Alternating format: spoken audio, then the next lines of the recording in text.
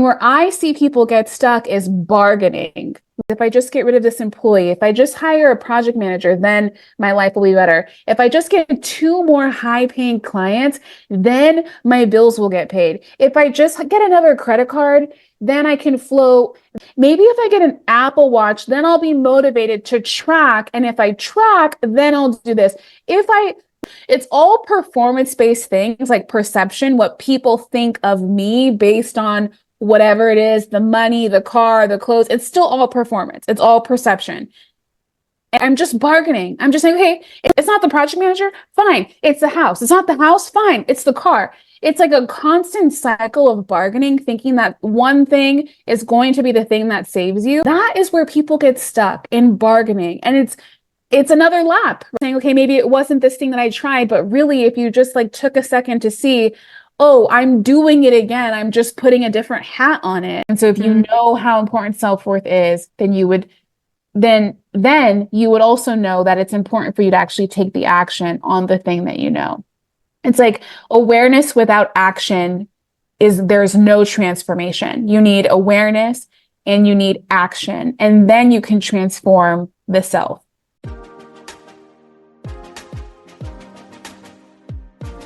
We have a beautiful soul with us today, my friend Aisha Marshall, who is the author of the best-selling guided journal, The Butterfly Szn. And we are going to have such an amazing conversation today. So welcome to the podcast, Aisha. Thank you so much for having me. Thank you. I'm excited to just be like in fellowship with you on your podcast. I love that. I love just having a conversation, but in case people have been like living under a rock, they haven't experienced Aisha before or the Butterfly Szn, I'm going to ask you just a few questions just to get to know you. So tell us a little bit about where you grew up and then where you live now and what life is like now. So I grew up in Southern California in the Los Angeles area, and I've journeyed through a bunch of different states, but in college, I went to San Francisco State for a little bit, transferred to Arizona State, and then in law school, I went to University of Miami and then transferred back to Arizona State for law school. I met my boyfriend at the time, now husband, at Arizona State, and we always joke, like we've settled down here in Arizona, and I'm like, I think it's because our storage unit was here all the time. So we would just come back to the storage unit because he's also from California. So I'm in California now. And so yeah, that's kind of where I'm from and what's brought me to Arizona. I would say here, but you're not in Arizona. So it's brought me to Arizona. Yeah. What do you love about Arizona? It took me a while, I feel like, to feel like I'm like, oh, I want to be here. I'm like happy, here. Because California is just like, it's so diverse. And it's like, there's so much like culture and history. And there's just like a richness to that, especially in Southern California, that I just feel like, I don't know, there's like a nostalgia for me and like growing up there. But I feel like California is just so much different now than what it was before. So I say that to say what I love about Arizona is I feel like, for the exception of the summer, the weather is great, like almost year round. For the exception of the summer, it's excruciatingly hot, like almost unbearable hot. And the community that I fostered here, I love where we live. I love our friendships. I feel like it's like an entrepreneurial hub, and me as an entrepreneur, that's like helpful to kind of be in the energy of like-minded people. And yeah, we just have a really beautiful network here that I love. That's so important. I'm going to ask you a question a little bit later about that, about your network and about how that really fuels you. But something that you said, I wanted to ask an opinion about is you said, like-minded people and having that entrepreneurial network. And so I was on the road doing some speaking recently, and someone said, I'm here because I want to be around like-minded people. And this like light bulb just went off in my head where I was like, can we change that for a second? Could we change it to, I don't want to be around like-minded people. I want to be around growth-minded people. Because when you're around growth-minded people, then that's when you can really expand. That's when you can grow. That's when you can sit and be around alternative perspectives. And so something in you could shift inside your business, inside yourself personally, because sometimes we get around like-minded people and maybe they're our cheerleaders, but they don't like challenge us as much as we want them to be. Do you have any thoughts on that? Because that's something that I've been talking about over the last couple of months. Yeah. So what's interesting is that it's not all like A and like A doesn't equal B in this scenario. But, and what I mean by that is that most, not all, but most entrepreneurs are growth minded. And I say that because the self exploration, self love, self personal development journey is an entrepreneurial journey, because as you begin to build a business, you will begin to see all of the ways that you self-sabotage, all of your negative coping mechanisms, if you want to, if you accept that invitation. Some people don't accept that invitation, and they're not like growth minded. And in my opinion on growth minded has kind of changed, because if it's not growth minded, it's dead, in my opinion. Like there's nothing that can be living that is not growth. That is just life, period. Everything has a life, death, life cycle. The seasons, plants, flowers, beings, animals, like that is just how the universe works. And so if you're not embracing growth, accepting the invitation to transform, then you're dead, in my opinion. And so when I say like-minded people, my circle of people, and what you'll hear me talk about with Butterfly Szn, is just like about that life, death, life cycle, not in a way that's like I'm my only identity is transformation, even though my life will always be a version of transforming, if that makes sense. Yeah, 100%. Thank you for elaborating on that. I haven't had an opportunity to really chat with many people about it just yet.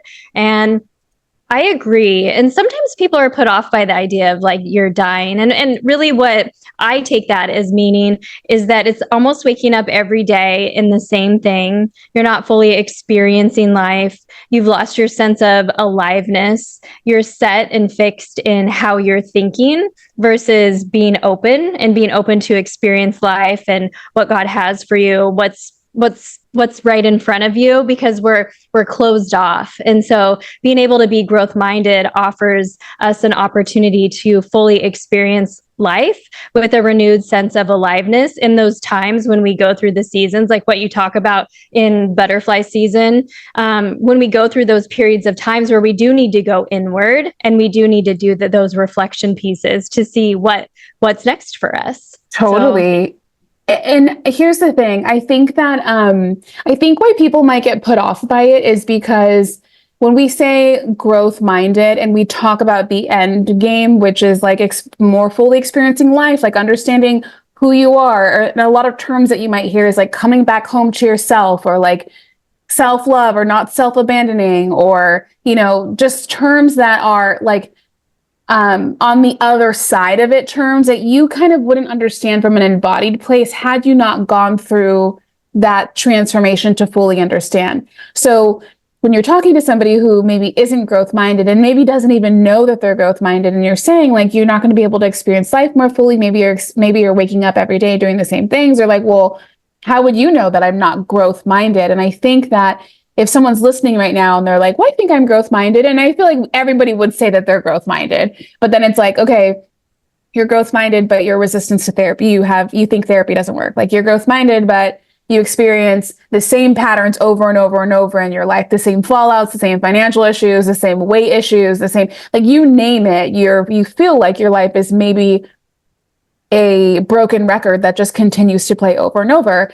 That might be some breadcrumbs to tell you where in your life you might not be growth minded, because you're experiencing the same problem, the same lesson that you're not growing from to like liberate yourself from that thing. So in my own journey around growth, I've realized that it's really difficult to speak to somebody from having embodied growth mindedness to people who can't even fathom quite yet like what that actually is in their life. Does that make sense?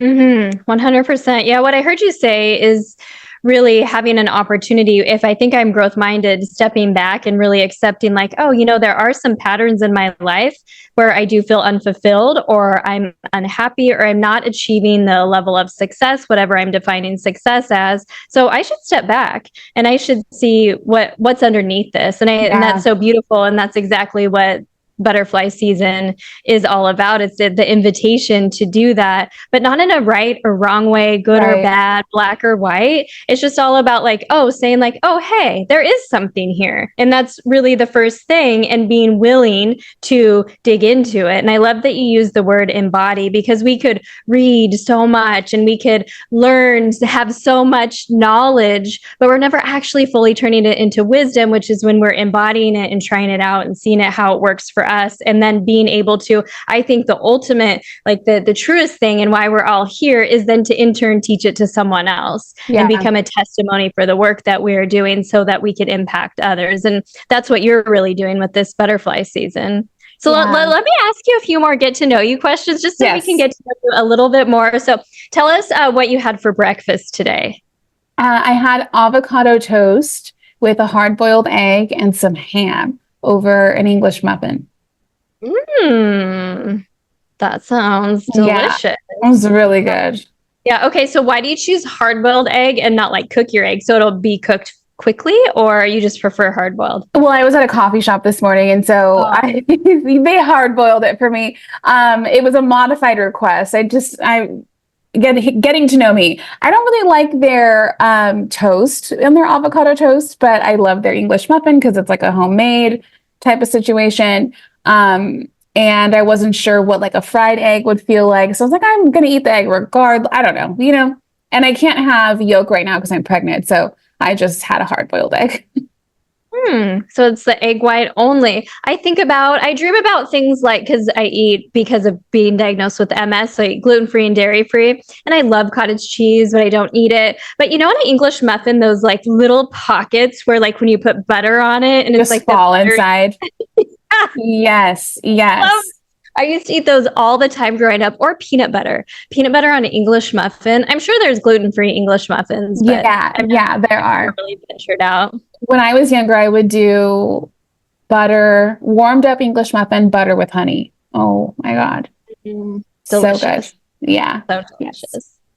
Why don't you share with us a book, not yours, that you would recommend for everyone to read, or to be in like every single library? And sometimes people have a hard time picking one. So if you need to pick two, or let us know what you're currently into, we'd love to hear. So the two books that I'm currently into that I would recommend, if in the spirit of transformation, in the spirit of growth-mindedness, if you're willing to accept this invitation, is How to Be the Love You Seek.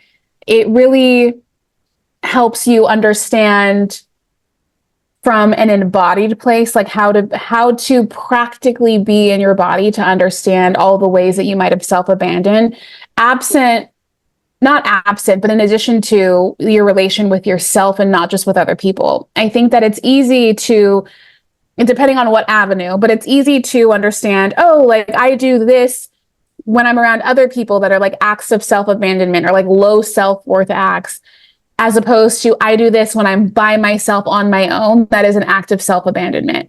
That book has been really beautiful for me in my journey, especially in entrepreneurship and like this like girl boss era hustle. Like if I put in what I get out, which isn't always true. Like I don't have to work 18 hours a day to make a lot of money. You know what I mean?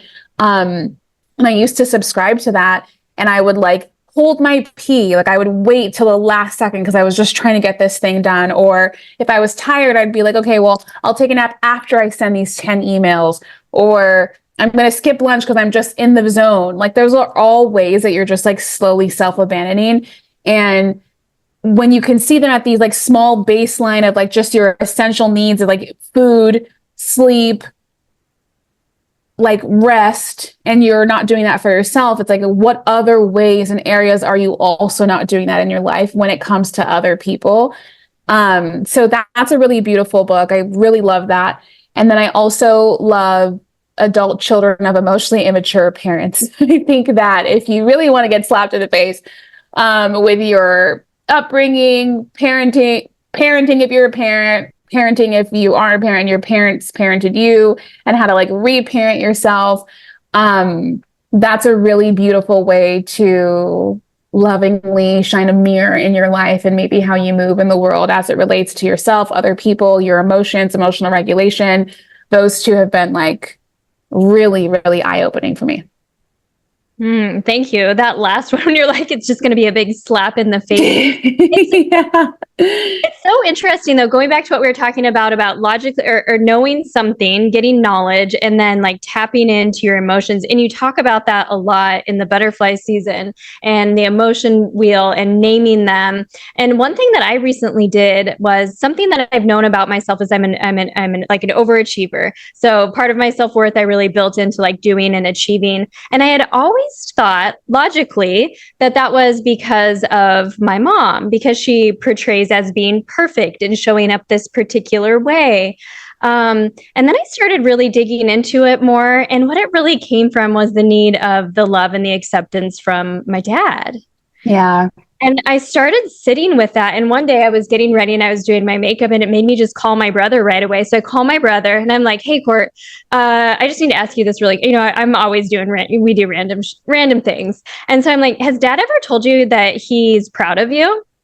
And he's like, well, once I got out of prison and I won the bodybuilding competition. And I was like, interesting. Yeah, he's never really said that before to me.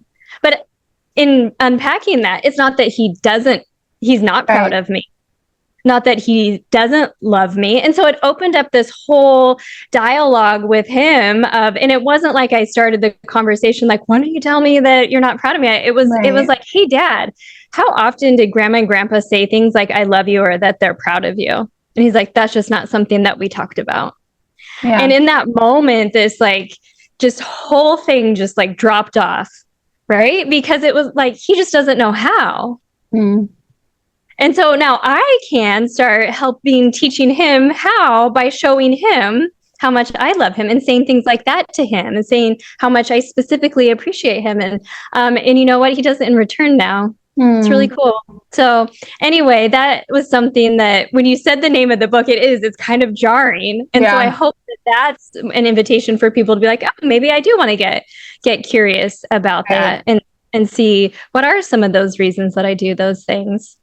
Well, tell us a little bit. We keep mentioning Butterfly Szn. Can you tell us a little bit about what that is? I mean, we're so excited because you're going to be at the conference this year, the Amplified Life Growth Summit in September in Bend, and we're going to even be able to dive in more. But tell us a little bit about the backstory and what it is.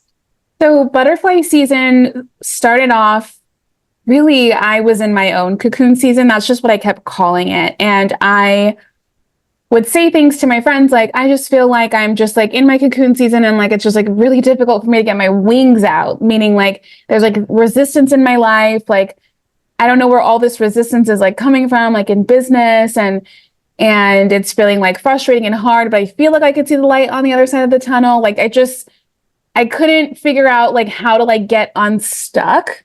Like I felt like I was doing everything. And by unstuck, it's just like, I don't know, like with like employee problems, and then there's like client problems, and then there's like, just like things that just felt like I'm just not in a good flow. Like every day I'm putting a fire out and it just feels like a lot. And at the time I was working 18-hour days, and like I didn't realize it also at the time I was in like a misaligned business partnership. And so I kept knowing that something was on the other side, but I just like wasn't quite there yet.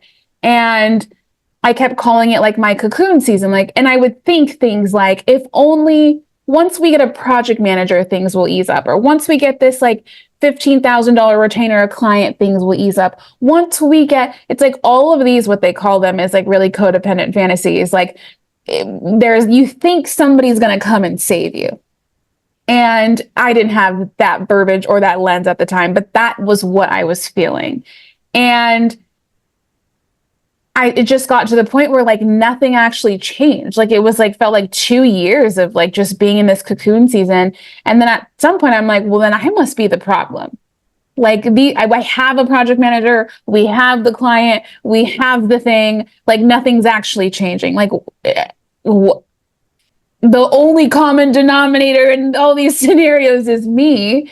And um, I I didn't quite have that knowing, I think, yet. I think the knowing was there, but like the verbiage around it and the awareness around it wasn't there. And I just burned it all to the ground. I was like, I fired all of our clients, let go of all of our staff, like cut the business partnership, and was like, hey, this will solve my problem because it must be all these other people, or it must be me in this thing. Like I did it again.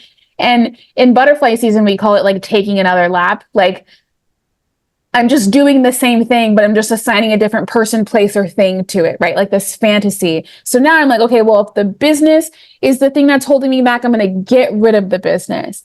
And at that point, I didn't take the invitation yet. I was still calling it a cocoon season. But what was really there was self-worth stuff. There was like codependency there. There was, you know, self-love at the bottom of this. Still didn't know. And when I shut the agency down, I was so depressed because I was like, at the time, I didn't realize my worth was caught up in the accolades, the business, how much money we were bringing in, being Forbes 30 under 30, like all the things. My worth was so caught up in it. And now that I just thrown it away, I didn't have anything to anchor my worth to anymore. And I took another lap. I just created something to attach my worth to, something shiny, another business. And I still felt like I was in the cocoon season. And I'm like, what is it? And that's when I finally took the invitation.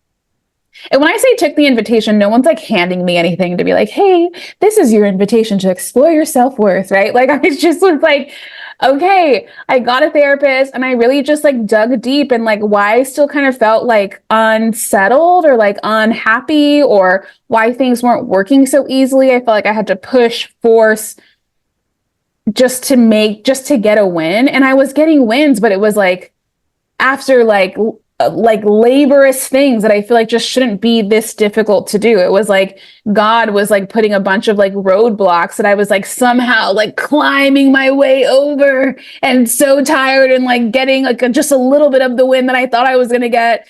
And what I realized, I remember telling my therapist, I was like, I feel like someone has their thumb over me and they're just holding me down and they're like, you can't get up. And I try to get up and like, you can't get up. And I'm like trying to get up. And I'm just like, who is doing this to me? And then I realized I'm like, oh, like I'm the thumb. Like I'm actually doing it. And where is that rooted in? It's like all of these self-sabotaging behaviors that keep me creating the same patterns of mistakes over and over and over again. Like people pleasing, like emotionally monitoring the room, like over giving, like enmeshment, like taking on other people's responsibilities and issues as if they're my own and figuring them out. Like all of those things, unfortunately, in entrepreneur world are praised, but all of those things are self-abandonment things, perfectionism.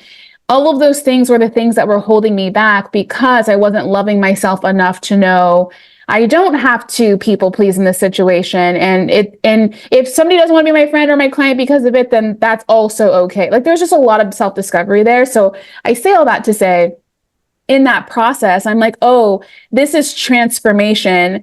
It's like a butterfly cocoon. Like there's a level of when you're a caterpillar, like you really don't know what's going on.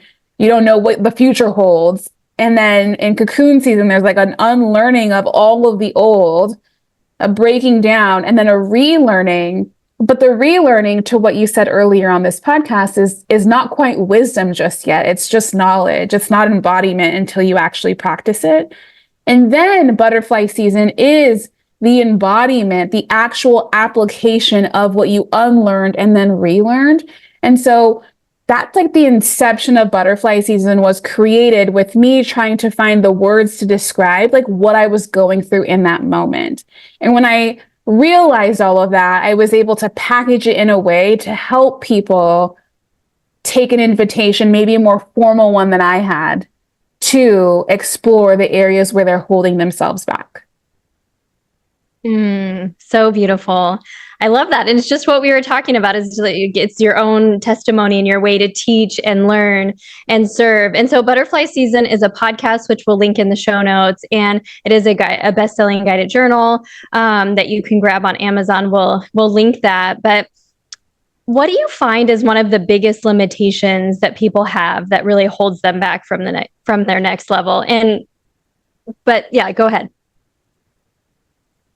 I think the biggest limitation, I think what people might want to hear is like, oh, it's people pleasing. Oh, it's perfectionism. Oh, it's like just some sort of shiny label. And what I think is that it's actually bargaining. And when I say bargaining, I'm talking about the cycles of grief. My newest exploration on transformation is that there is you go through the grief cycle when you're transforming from who you were to who you're becoming. So let's just call it people pleasing. Let's do performance. I'm going to talk about my own wound so that we can kind of hear it. Performing for love. Sounds like you and I kind of share the same thing, right? A performing for love wound looks like an overachiever, maybe an Enneagram 3. Like that's what a performance wound looks like. And chances are you probably had to perform for recognition, praise from your parents at a young age. So you just learn that that's the way you get love from people. So you do that in every fucking area of your life now as an adult.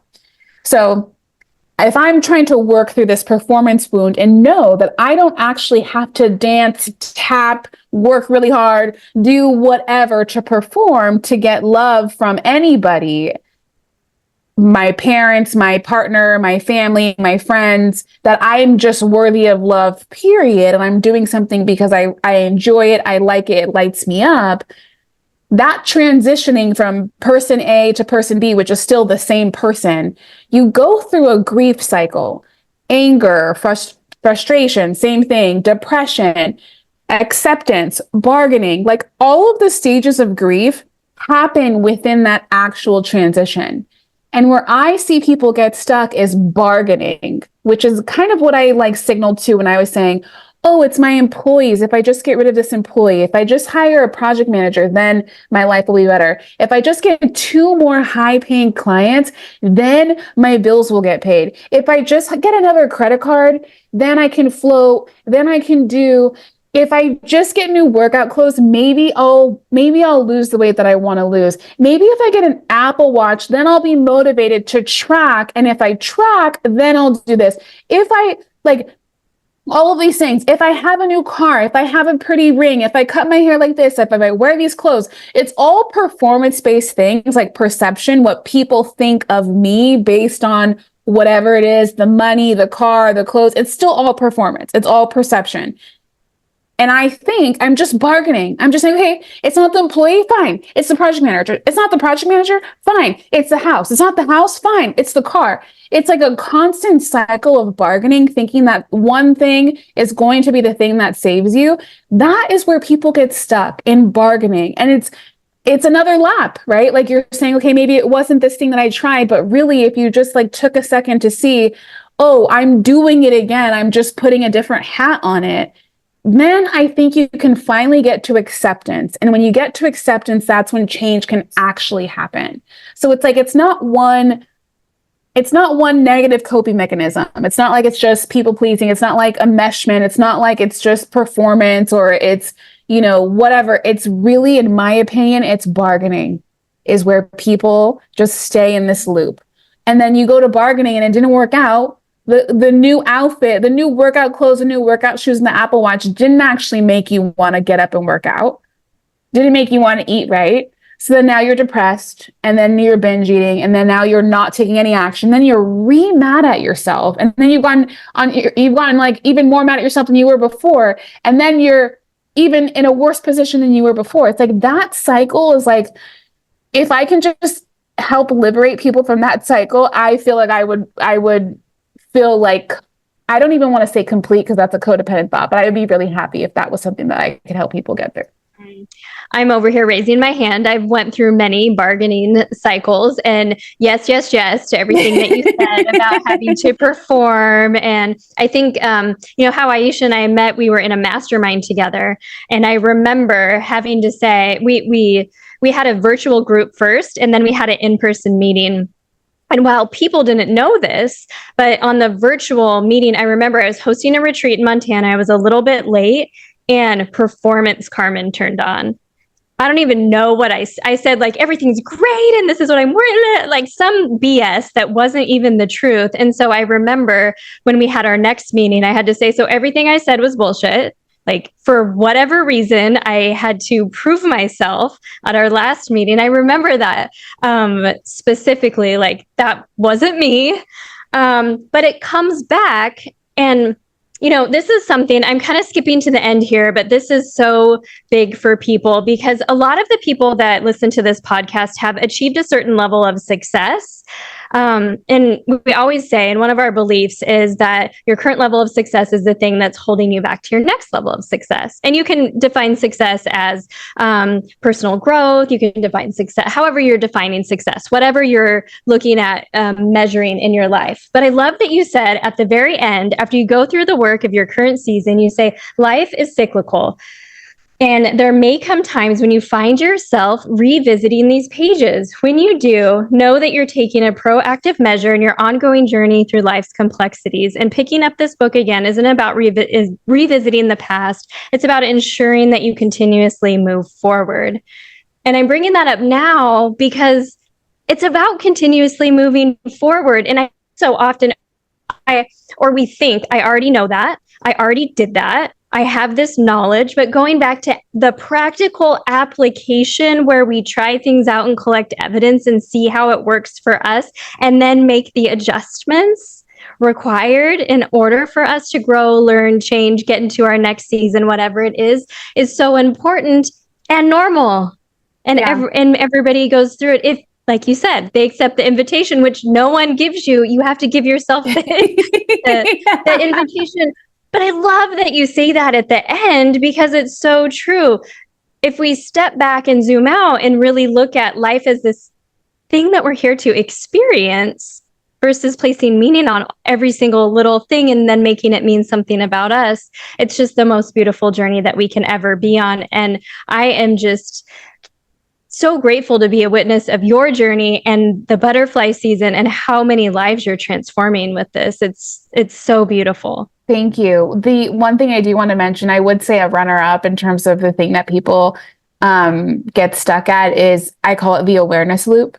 Like, you just have so much awareness. And I used to think, because I know better, that my life should just change because I know better. But like, girl, you got to do better. Like, it doesn't matter if you can know everything in the world. You don't take action on it. Nothing is going to change. And people are like, well, I know that. And it's like, I know you know that, but you still keep doing low self-worth actions. And so if you know how important self-worth is, then you would also know that it's important for you to actually take the action on the thing that you know. It's like awareness without action there's no transformation. You need awareness and you need action, and then you can transform the self. So true. So true. If people have heard me, but in my keynotes, I often stop when I get a certain energy, like, okay, the two biggest things that we need to know about that stop us from growth is we tell ourselves we already know, so we count ourselves out, but we're not taking action in our life. And the second thing is, this is not for me because I'm too old, because I can't do it, because I don't have this scenario. It's like almost bargaining. It's really interesting that you're using that term. I can't do this yet because of this. Like, we count ourselves out. And so what's a tip that you could give us around that bargaining? I think that this idea that you have here is really big for people, really helpful. Thank you. And thank you for saying that. My second book, I think, is going to be around this. One thing that people don't know is that the people don't want to hear this. And I love human design, or at least my human design. I don't really know anything about anyone else's human design, truthfully, but I'm a projector. And so I can see things high level. I can see patterns, and patterns help me create information to help people. I'm just great at spotting a pattern. Not everyone is great at spotting a pattern. And so I will land the plane on this because it will answer the question on the tip. But what people don't know and what I don't say is that this book is largely about codependency. No one wants to hear that they're codependent. They will just shut you off the moment you tell them. But if we look at all the ways you've done codependent actions and all the ways they've held you back, and maybe how your parents have done them too, and how you've just learned that and how you can free yourself from it, you're more open to receiving an invitation on transforming your life, right? And never once do I ever say that in the book. My next book will be about the cycles of grief and transformation, but I probably won't ever say cycles of grief in there because people don't think they're grieving. Mm-hmm. And if you don't think you're grieving, you're not going to take the invitation, right? So when I talk about tips to help with that, it brings us back to patterns. If we can just look back and see, like, the book gives you a really great framework to be able to easily spot patterns. Like, we start with just places in your life where you had resistance, period. There's no big deal, no pressure. Where have you ever had resistance? Like, where was something that didn't go as planned? And then from there, if we can unpack the feelings that you felt around that, then we can find the unmet need. It's kind of like word math, like algebra. I hated math, by the way, so it's so funny that I feel like word math makes more sense to me. But if we can track the feelings that you felt in those scenarios, we can figure out the unmet need. And if we can figure out the unmet need, we can figure out what your coping mechanism is, why you people please, why you're a perfectionist, why you lie, maybe, why you do whatever coping mechanism it is that you do to make yourself feel safe at a time where you didn't, probably when you were younger, and you still use now because it might have been successful when you were younger, but it's no longer successful for you now. But you don't know that because you still do it. Then you can kind of liberate yourself from that. What I think is really difficult is that this requires foreshadowing. And the only way, in my opinion, that you can foreshadow change is to understand the feeling. Because that's the first thing that happens in your body. You get a feeling about something and then you take action. It's so quick. It's like when a cowboy is like, draw. It's like faster than that. And so we can see it retroactively and be like, oh my God, I did it again. I bought all these workout clothes thinking that it was going to make me work out and I didn't do it. I got the Apple Watch and didn't do it. I got a meal prep service and didn't do it. Like whatever it is that you do, this is my 15th mastermind and nothing's worked in my business. It's like, chances are you've been bargaining, you're masterminding your way through the bargaining of all the things, right? It's like, if you can see it retroactively, but that's not good enough because you've already taken the issue has already happened. We need to know what feelings trigger these negative coping mechanisms that have you taking this negative action. If we can find the feeling, then we can be proactive about your transformation. And in order to find the feeling, you need to self-explore a little bit. Nobody can give you that answer. Not even your best friend, not your mom, not the person that knows you the most. You are the only person that can assign meanings and words to the feelings that you felt. When we can get clear on that, I feel like that's an easier path to change your life because we're being proactive now as you're moving through life instead of reactive. I love that so much. And so everybody, if you're like, I want to do this work, I don't even know how to name my feelings, don't worry. You just need to grab the Butterfly Szn on page 31. It has a whole list, it has your emotional wheel. And so you can go through and you can look at the different emotions that you've been experiencing without placing any meaning on them and just start moving through the process of that self-discovery, which it is. The whole book feels like a curious, non-judgmental invitation to your next level of enjoying your life, excitement, aliveness, enthusiasm, connection, meaning, purpose, all the things that we know internally that we want. But, we're chasing all the things that you're talking about, the numbers, the outcomes, the scale weight, the sales, whatever it is. Thank you for sharing that. I really appreciate it. Now, one of the things we're talking about on the podcast this year, which I'm curious to hear, is what are you doing differently this year? Is there something personally or professionally that you're doing specifically differently and why, and what's really come of that so far for you? One, at a baseline is like when I have to go to the bathroom, I go to the bathroom. That is like the biggest thing. I don't anymore. I would just hold it. I'm a holder. I was a holder. And what I realized is that just is such a small abandoning way, like to abandon myself. Could you imagine like me having a child and being like, you got to hold your pee until you pick up all your toys? You know what I mean? It's like, why would you do that? You would never do that. So that's like at a really baseline level. I eat when I'm hungry. I wouldn't before. I'd be like, yeah, that's fine. I'll just wait until lunch. And then I'm like, oh, I'll just wait until, and now I'm like, I'll stop what I'm doing and eat. Or if I'm on a call or in a meeting, I'm like, do you mind if I eat while we're on the call? Like, hope it's not a problem if I eat while we're on the call. Really not, do you mind? Because I'm going to eat while I'm on the call. So those are just a few like self-love practices that are like very baseline tangible to help me realize all the ways that I self-abandon. Another thing that I'm doing differently is resting when I need to rest, which has been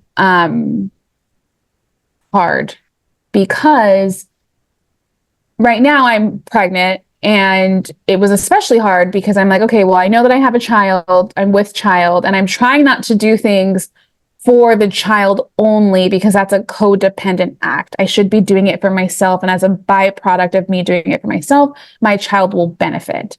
That's my journey because I'm on my own self-exploration thing around codependency.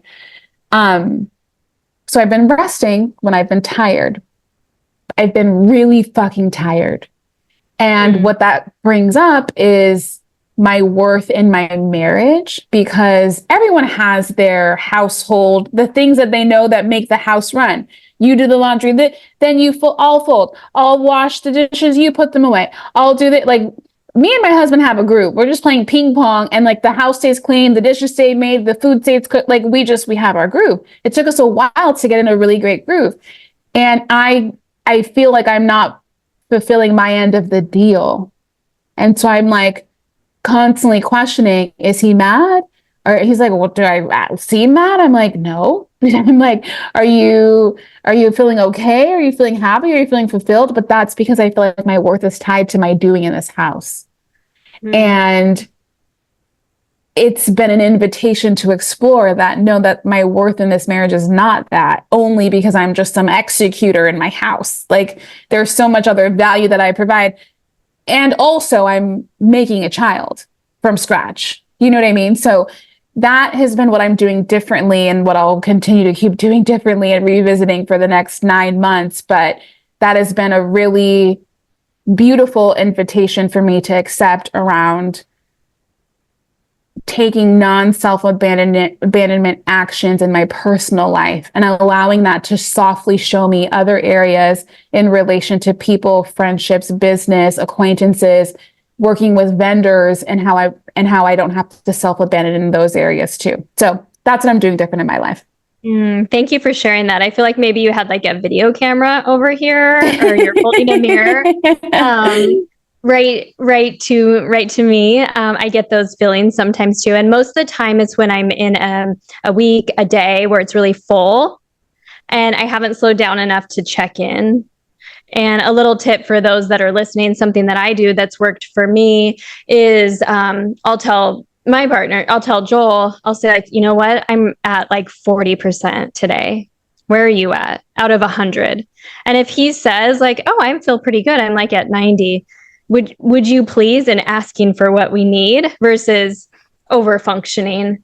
That's the word I like to use. When you talk about codependency, I've had so many clients and so many people say, no, I am not codependent. And so then I ask them where they're over functioning in their life, where it's overdoing things.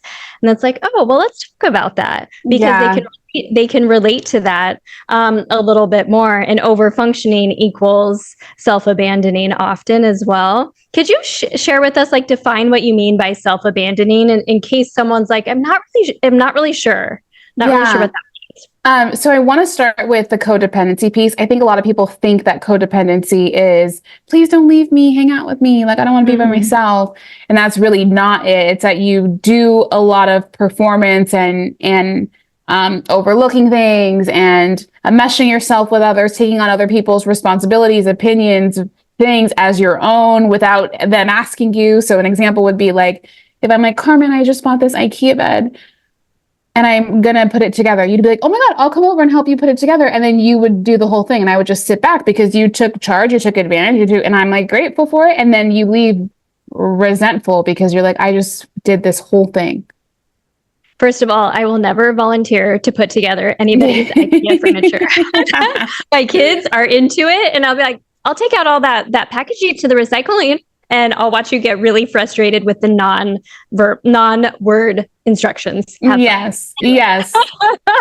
And then you have a second person that would say, oh, here's a TaskRabbit that I've used to put it together. Or then you have a third person that'd be like, good luck, right? Like you have 3 levels of involvement, yes, in that. And the codependent person typically would do the things. And codependent people attract narcissistic people. Chances are, if you're codependent, your parents might have been a little bit narcissistic. Also, another slap in the face is not intentional, but it is what it is.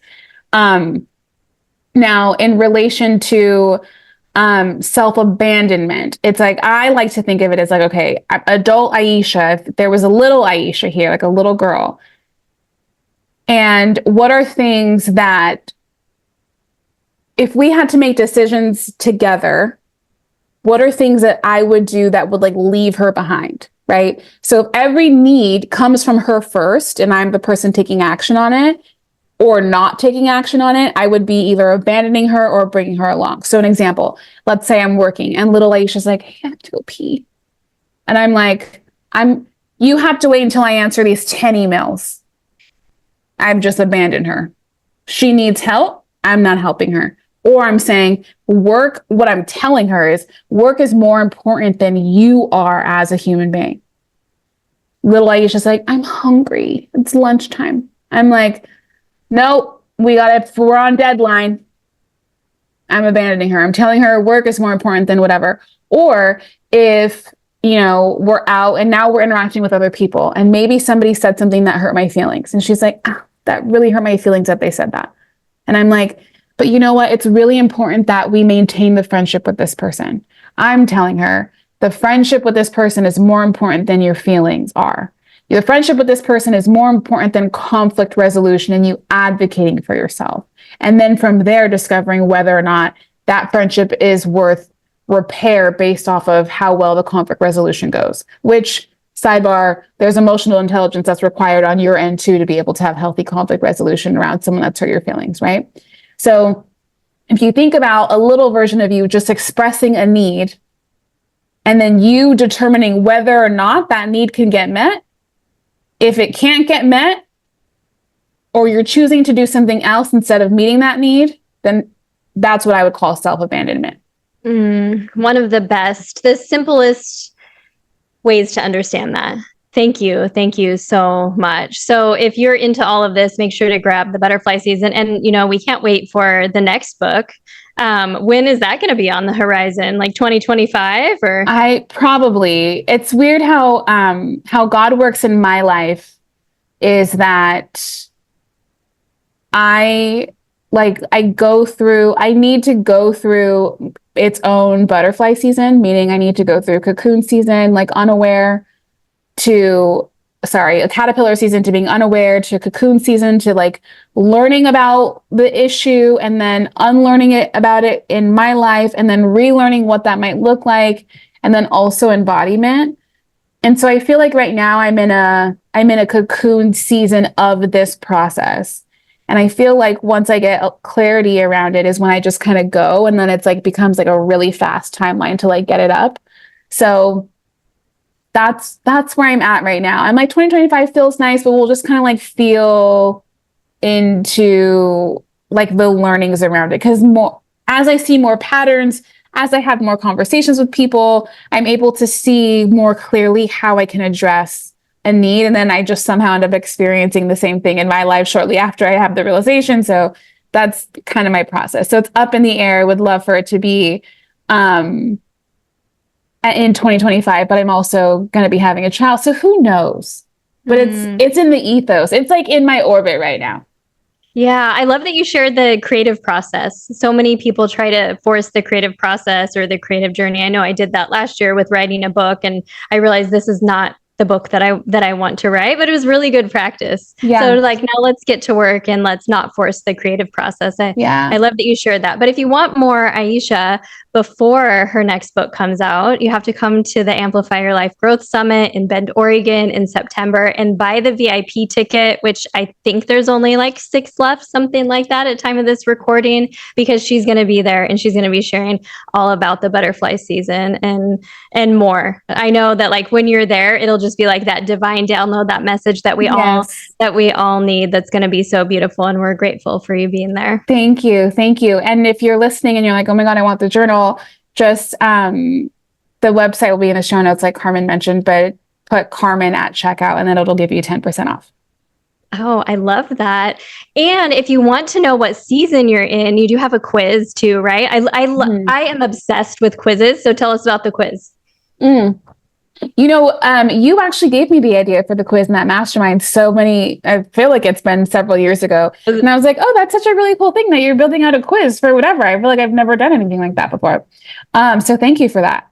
But the quiz, it will help you kind of figure out what season you're in your life currently. But I do want you to know that you can be in multiple seasons in different areas of life. So I would say, in this area, I may be in a butterfly season, but in this area, I'm in a cocoon season. In this area, so just know you can be in multiple seasons. But as far as like an overall theme goes, this will give you a really, really good guiding post on where you're at. So that link will be in the show notes. And I thought of another fun question. One of the things that we were talking about here is really about making deposits into ourselves, making investments into ourselves. That could be primarily just by time, setting the time aside to think, to understand what our emotions are, to work through the butterfly seasons journal. Maybe it's to hire a therapist like you talked about. We talked about joining masterminds. We've talked about making investments, making deposits into ourselves. And sometimes it's the seemingly small things over time that make a big difference. And sometimes it's a bigger investment that we make in ourselves that makes a big difference. What is one of the investments that you've made in yourself that's made a big difference in transformation, in your growth, in your life, in your leadership? So I think there's a few, but I think that there's one that kind of made them all make the most sense. And it was a practical therapist that does like inner child healing work. Why do I say that? Because it helped me maximize on all the other investments. Because I would be in this constant bargaining and thinking a mastermind would save me, or a business coach would save me, or a health coach would save me, a naturopath would save me. Like I would think, and I wouldn't quite think, oh, they'll save me, but I think if I work with them, then my problem will get solved. And I'm not saying that it won't, but I'm saying without awareness on your own involvement, you cannot leverage fully an expert to support you, especially if that expert isn't like in tune with those other practices that subconsciously hold you back or subconsciously driving the wheel. You're hiring a business coach to help you with money and systems and operations, but it's like you can have all of the SOPs, all of the automations in the world. If you and your team aren't actually taking action on the systems and processes, it doesn't fucking matter if you have them or not. It doesn't matter if you paid $10,000 for that business coach. What matters is, why aren't you taking action on the thing? And you kind of don't know that unless you have someone to help you with that programming, or you take invitations like the Butterfly Season Journal to help you with some of the programming of like the little version of you that's in the driver's seat saying, I have a need and you're not meeting it. So powerful. I agree 100%. That I remember one of the first therapy sessions I went to. It was actually a session with Joel and I together in a couples therapy. And it was the first time that I had that realization, oh shit, maybe the problem is me. Yeah. Because I was doing all the things and all the, and Joel said that, and I just will never forget this moment. And I was just so taken back by it, when he actually looked and he said, well, sometimes I just feel like Carmen's expectations are so high that I'm never going to be good enough. See, I'm saying it right now. It's still like that moment. I was like, what? I would never, ever want him to feel that way. And it was my moment of, oh shit, it's me. And, you know, there's been so many, oh shit, it's me moments now. And now it's almost like it's part of the process. Right. I know that there's going to be an, oh shit, it's me moment. And it's like, what's underneath this? Right. Because when you figure out what's underneath this, like with the Butterfly Szn journal, when you figure out what's underneath it, then you get to see the magic, the beauty, the wonder, the blessings, everything that's on the other side of it. Right. But you have to figure out what's underneath of it first. So I am just so grateful for how you show up, for this journal, for you being, being at the Amplify Your Life event, for being a friend, for being so heart-centered. And I just thank you. Is there anything else that you'd want to share with us today before we hop off? It gets worse before it gets better, but it always gets better if you just keep going. I promise. It gets worse before it gets better. Yeah. But with challenge in life, I really look at life now as it's all about building our capacity and our character. And those are two difficult things to build. But when you do it, that's when you can really show up authentically. And then you can really go from that caterpillar season to the butterfly season. And Exactly. It just feels so good. Exactly. So good. Thank you, Aisha, for being here. I appreciate you. Thank you for having me, Carmen. I appreciate you. Yay, that was so fun. Yeah, it was. Thank you for this. This was one of the best conversations that I've had in a while. I've been in like a little focused work hole. So I appreciate you a lot. Yeah, I appreciate you too. The card was so sweet. I was like, is this a card from Carmen? Cam was like, yeah. I was like, oh my God. Like, you know, just like small, like sentimental things are just like, I don't know. I love them. So thank you. Yeah.